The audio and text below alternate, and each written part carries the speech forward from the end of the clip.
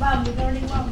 May chat si si Nanay Ansing. Sabi niya kung pwede daw siyang papasyal ng bago mag-New Year. Na naman? Opo.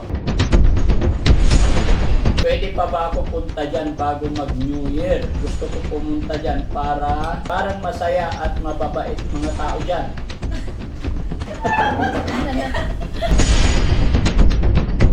Basta nag-chat lang siya. Kinakabahan ako pag pupunta dito. Siyempre, bagong taon sa lupa. Hindi okay lang, kaya lang ang mga viewers natin parang hindi na sila naniniwala. Akala nila gawa-gawa ko na yun eh. Sa akin, lahat ng pupunta dito, welcome. Gagagawa ni Ansing mga sinasabi niya.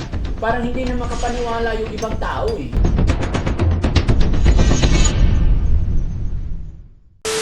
Ano ulam ni Bandong, Yan.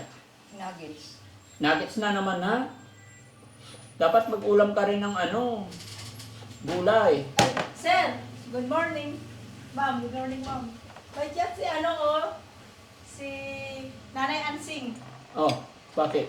Sabi niya kung pwede daw siyang papasyal ng bago mag-New Year. Na naman? Opo. Ito po ang chat niya. Galing na siya rito nakaraan ah. Hindi ko alam, sir. Yun ang chat niya sa akin. Sabi niya, pakisabi kay Daddy Frankie kung pwede ako pasyal dyan ng after New Year. After New Year? Akala ko bago mag-New Year. Patingin. Ay, bago. Bago pala yan. Bago. Basahin niya kasi, sir. Kasi, Pwede pa ba ako punta dyan bago mag-New Year? Gusto ko pumunta dyan para gusto ko pumunta dyan para kang masaya dyan. Ay parang masaya at mababait mga tao dyan. Ano daw? Ha? Kaya nga, nagpunta na dito, di ba? Bago magpasko, mag-New Year na naman dito. siyempre, sir. Ano ba ang chat-chat mo sa kanya? Alam mo na, sir. Siya nag-chat. Siya lang nagchat-chat. Siya lang nag-chat. Hindi ako nag-chat sa kanila. Siya lang nagchat. Patay. Sabi ko muna kay sir at saka kay ma'am. Sabi, Ano magagawa ko? ewan ko sa inyo, sir. Kayo. Ikaw eh. Ha? Wala akong kasalanan din, sir. Basta nag-chat lang siya. Kinakabahan ako pag pupunta dito. Siyempre, bagong taon, sir. Kailangan. Hindi okay lang, kaya lang ang mga viewers natin parang hindi na sila naniniwala. Akala nila gawa-gawa ko na yun eh. Hindi, sir. Di ba?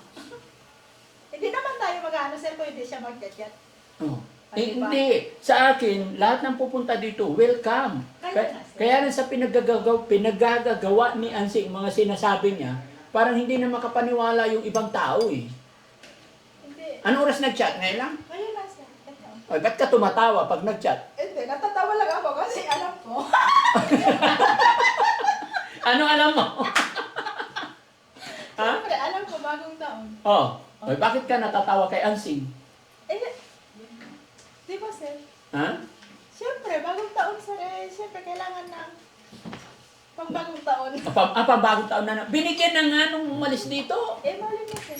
Baka iba yung pang-Christmas. Iba yung pang Christmas, iba yung bata. Iba yung bagong taon. Magkaiba kasi yan. yun. Okay. Ha? Separate. Kapatay tayo dyan. Matibay talaga. Magkaiba yung Christmas Paano to, at guys? New Year. Mga kababayan, Kasi sa totoo lang, ako na mismo yung Di ba, mga kababayan? Pero ayaw ko kasing mamahiya ng tao. Ayaw ko pong, dinadaan ko na nga lang sa pabiro eh.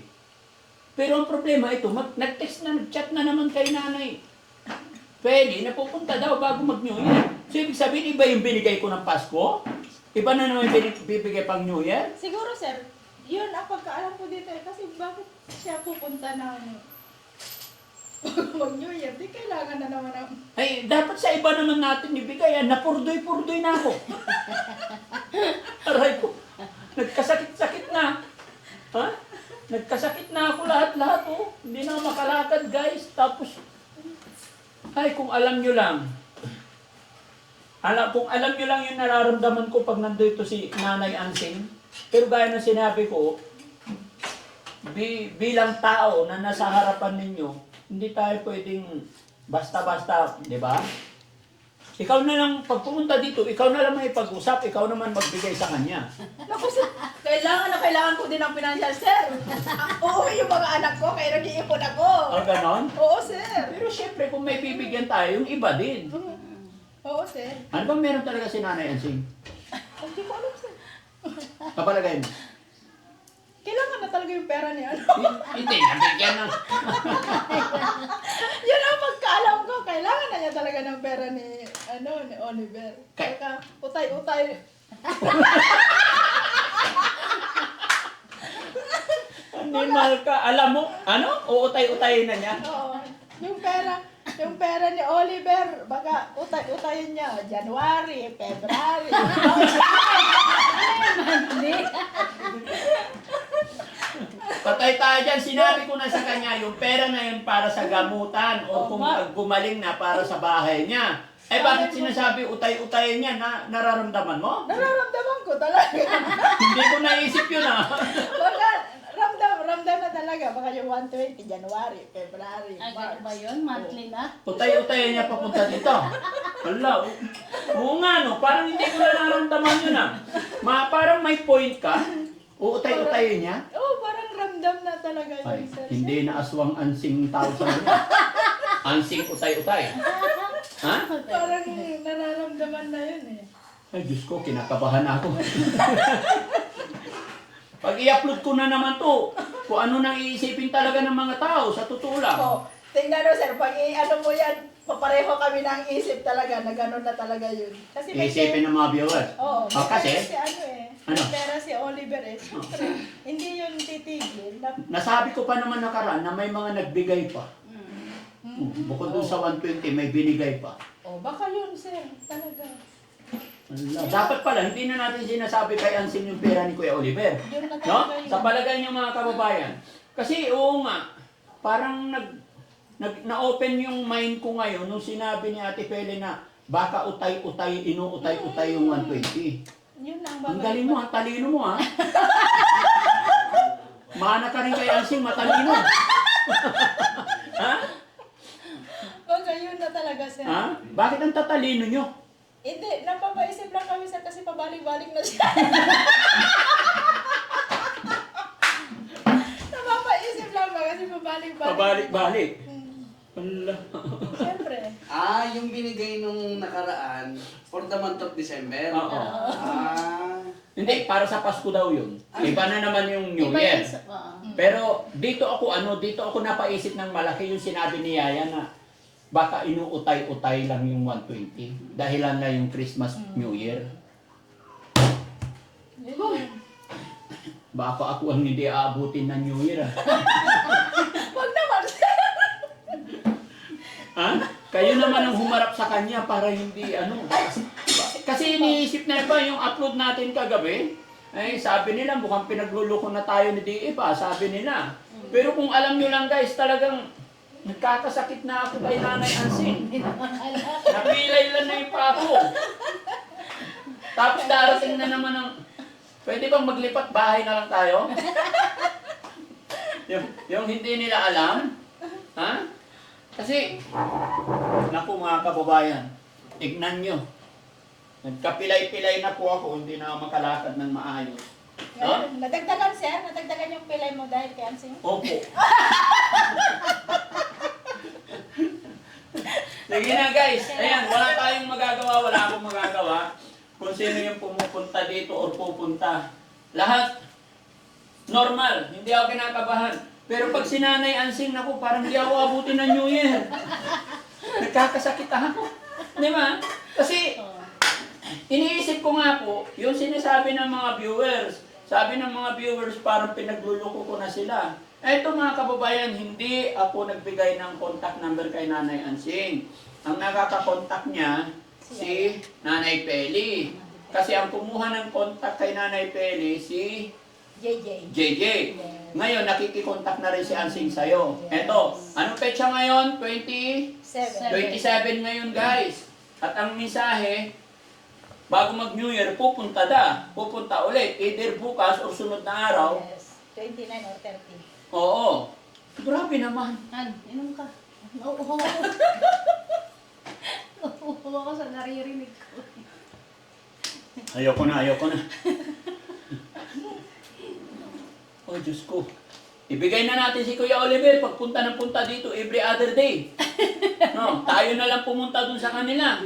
No? Oh, umiiyak ka na sa katatawa mo. Ha? Hindi napapaisip talaga ako doon. Lagi na lang kasi siya sir. Lagi na lang, Pumunta nga dito. lagi na lang siya nag-iisip kung anong gagawin niyang diskarte. Oo, kasi nga, siyempre may pera yung kuya ko doon. Siyempre pabalik-balik ako doon.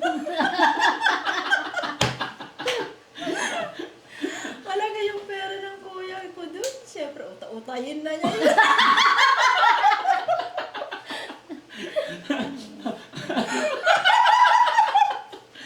Anong mensahe niya? Ah, sige. Okay. Tanungin mo kay Ansing, para mapanood naman niya. Sige, anong mensahe mo kay Nanay Ansing kung anong plano niya sa pera talaga? Ayan, Nanay Ansi, nag-chat ka na naman sa akin na pupunta ka dito. Ano ba talagang plano mo sa pera? Lagi na lang, binigyan ka na ni Daddy noon. Oh. Tapos yung sponsor. So, pag pupunta ka dito, Nanay Ansing, sabihin mo kay Daddy kung ano talagang plano mo sa pera. Pero nararamdaman mo, utay-utayin niya. Baka utay-utayin mo talaga yung pera ni ano. Sorry. Nagot ka, Ate Pen. Pasensya na. Lagot ka. Yun talaga yung prediction mo, ah. Pinapawisan ako bigla, guys. Nakabukas naman yung aircon, di ba? Pinawisan ako bigla. Tama na, babay na po. Ikaw, Ate Peling, ganda-ganda ng kwentuhan. Ang ganda-ganda ng kwentuhan dito, almusal. Bigla mo isisingit si Nanay Ansing. Nag-chat kasi siya talaga. Pero alam mo, sikat na talaga si Nanay Ansing, ah. Di ba, pasikali pa doon sa pera? Pasikali pa doon sa pera doon. Di ba naman 20, meron pang susunod. Ala, Daddy. Oh, wala na. Paano pag naubos na yung pera? Eh di wala na, stop na Daddy. Doon na siya sa bahay nila. Kasi wala na. Ah, lagot. Lagot tayo dyan, 120. Meron pang sumunod. Meron pa January, February, March. Lagot. Wala tayo Sakto dyan. yun natin. Baka hindi naabuti ng March, ubos na yung 120. Yan tayo. Oh, sige na, maglinis na. Pasensya na kayo mga kababayan. Makalat pa tong bahay kasi ang dami nga pong bisita, ang daming event. Kaya lang natatawa kami na siyempre kinakabahan pag si Nanay Ansing ang kausap, no? Kaya maraming salamat mga kababayan. Abangan nyo po yung pagdating ni Nanay Ansing. Hindi ko alam, wala akong idea kung anong mangyayari na naman. Kung anong mga request na naman niya. Kasi nakaraan na punta niya, pintuan ng CR eh. O, di ba? Susunod si Nanay Ate Peli na makiusap tsaka si Mami Rochelle, wag na ako. Nagkasakit na ako. Totoo, napilay ako guys. Dahil nalaglag ako sa hagdan kay Tatay Aswang, di ba? Napilay ako. Hirap maglakad. Nilagnat kasi si DM kagabi. Dahil hindi ko siguro sa nalaglag ka. Nilagnat ako pero nakainom ako ng gamot na wala. Pero kailangan inom pa rin ako para tuloy-tuloy gumaling. Maraming salamat. God bless po. Bye-bye. Yan. Ayoko na.